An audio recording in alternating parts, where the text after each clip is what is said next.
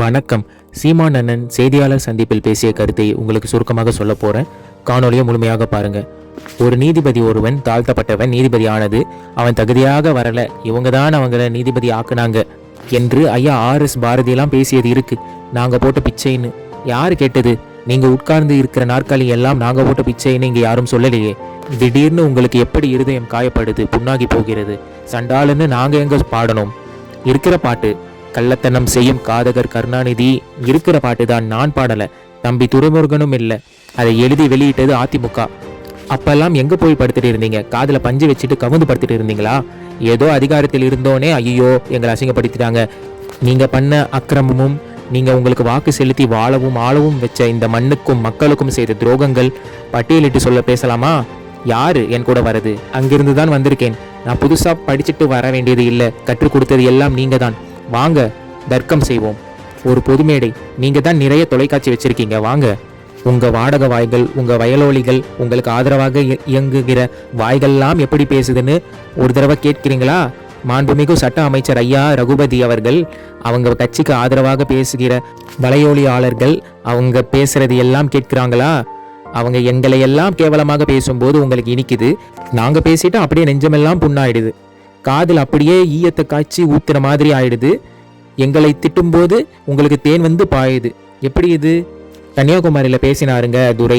கன்னியாகுமரியில பேசல, புதுசா ஒன்றும் பேசல. அதுவும் நான் பேசினது தான். நீங்க உங்களுக்கு ஒன்று சொல்றேன். முல்லை பெரியாறு அணைக்கு கீழே பேபி அணைன்னு ஒன்று இருக்கு. அந்த அணையில தான் நீரை தேக்கி நாம் எடுக்கணும். அதுல மரங்கள் அடர்த்தியா கொஞ்சம் இருக்கிறதுனால கொஞ்சம் பெரிய மரங்கள் இருக்கு. அதனால அங்க நீரை அதிகமா தேக்க முடியல.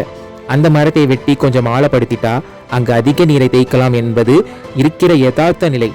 இந்த மரத்தை வெட்டிக்கலாம்னு அனுமதி எத்தனை ஆண்டு கேரள அரசு கிட்ட தமிழ்நாடு அரசு கேட்டிருக்குன்னு நினைக்கிறீங்க? நீங்க சொல்லுங்க. ஒரு தோராயமா 45 ஆண்டுகளா கேக்குது. தர மறுக்கிறாங்க. கடைசியா ஐயா பினராயி விஜயன் தந்துட்டாரு. ஆனா அது போகும்போது வழக்கு போட்டு உச்ச நீதிமன்றத்தில் அதை மறுக்கிறாங்க. ஒரு மரத்தை வெட்டக்கூடாது என்கிறதை ஏற்கிறோம். ஆனால் ஒரு மரத்தை வெட்டிட்டா அது திருப்பி நட்டி வைத்து வளர்த்து விடலாம் என்கிற யதார்த்தம் இருக்கு. ஆனா வெட்டிட்டா வளர்க்க முடிகிற மரத்தை வெட்ட அனுமதி தராத கேரளா என்னுடைய மேற்கு தொடர்ச்சி மலையில் கன்னியாகுமரியில மலையை வெட்டி அப்படியே 80 லட்சம் டன் அப்படியே அதானியுடைய துறைமுகத்துக்கு எடுத்துட்டு போகுது. 80 லட்சம் டன் அவங்க சொன்னது. எவ்வளவு எடுக்குமோ சொல்லுங்க. மதுரை நீதிமன்றத்தில் ஒரு வழக்கு வருது. கேரளாவில் மணலை அள்ளுவதற்கு, கல்லை நொறுக்குவதற்கு, மணலை மணலாய் மாற்றுவதற்கு தடை என்பதால், நல்லா இந்த வார்த்தையை கவனிச்சுக்கணும், தடை இருப்பதால் தமிழ்நாட்டில் இருந்து மலையை மணலாகவோ கற்களாகவும் எடுத்துட்டு போக நீங்க அனுமதிக்கணும்னு நீதிமன்றத்தில் அனுமதி கேட்கிறது. தமிழ்நாடு அரசு அதற்கு எந்த எதிர்ப்பும் தெரிவிக்கல. நீதிபதி சொல்றாரு, ஒரு நாளைக்கு 700 லாரி கல்லை நீங்க எடுத்துட்டு போகலாம். அந்த நீதிபதி ஏன் கேரளாவில் தடை இருக்கு என்று கேட்டு இருக்கணுமா இல்லையா? இப்ப என்ன கோபம் வரும்னா, அவன் நல்ல ஆத்தாளுக்கும் அப்பனுக்கும் பிறந்தவன் அங்க ஆள்றான் என்று வரும்ல. என் மலை எனக்கு, என் வளம் எனக்கு, என் மண்ணின் வளத்தை பாதுகாக்க வேண்டும் என்று நினைக்கிறவன் தானே எனக்கு ஒரு நல்ல தகப்பனாக இருக்க முடியும். மற்ற மாநிலங்கள் எல்லாம் பெத்தவனே அப்பனா இருக்கான். இங்க மத்தவனே அப்பனா இருக்கிறதுனால தானே இந்த சிக்கல். ஏன் நீ அதை பத்தி கவலைப்பட மாட்டேங்கிற? ஒருத்தன் கேட்டிருக்கணும்ல, வெட்டுனா வளர்த்துற முடியும்டா அந்த மரத்தை, வெட்டுனா வளர்க்க முடியாதுடா மலையன்னு கேட்டிருக்கணும்ல. ஏன் கேட்கல? உங்களால் உருவாக்க முடியாத ஒன்றை அழிக்க உரிமை உங்களுக்கு யார் கொடுத்தது? வளங்களை சுருட்டி கொடுப்பது வளர்ச்சி என்று கட்டமைத்தது யார்? உங்களுக்கு கற்பித்தது யார்? இந்த மலை உங்களுதா? இந்த பூமி உங்களுதா?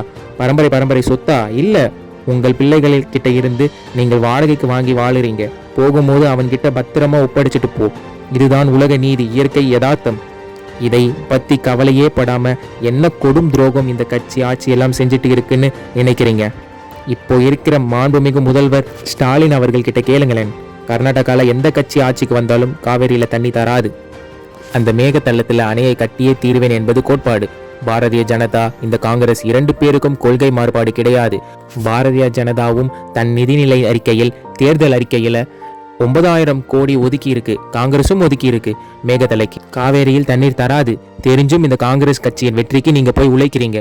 கர்நாடகாவில் அங்கே இருக்கிற தமிழர்களை ஓட்டு போட சொல்றீங்க என்று நம் அண்ணன் சீமான் அவர்கள் செய்தியாளர்கள் சந்திப்பில் பேசியிருக்கிறார்.